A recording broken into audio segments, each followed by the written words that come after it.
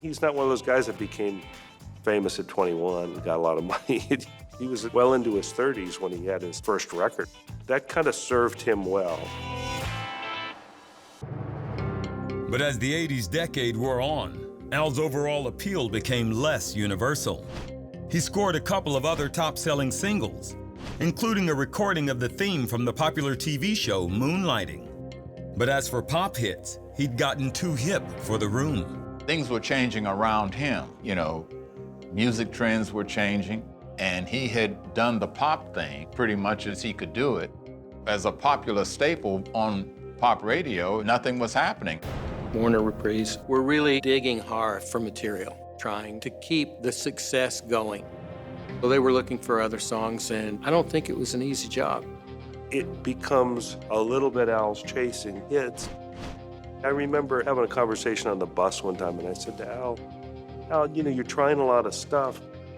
Why don't you just do what you want to do? So he said, you know, that's a good idea. What I'm hearing is dong, dong, dong, dong, dong, dong, dong. I'm not hearing any of the other things in it. So by the early 90s, Al Jerreau returned closer to his roots, winning a Grammy for Best R&B Vocal Performance in 1992, then recording his first live album in nearly 10 years. I rode a bus, a train, sometimes strolling for miles to a movie show, singing a song, shoo-be-doo, while birds and rich folks flew right on by.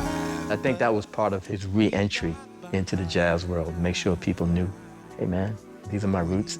This is still part of me, you know. Lord knows we got by. There was just one familiar problem. By now, jazz albums weren't selling much. We were losing jazz stations across the country, and at the same time, his records stopped selling. We were at the end of the contract, and the next option, if Warner Brothers had picked it up, would have been very expensive.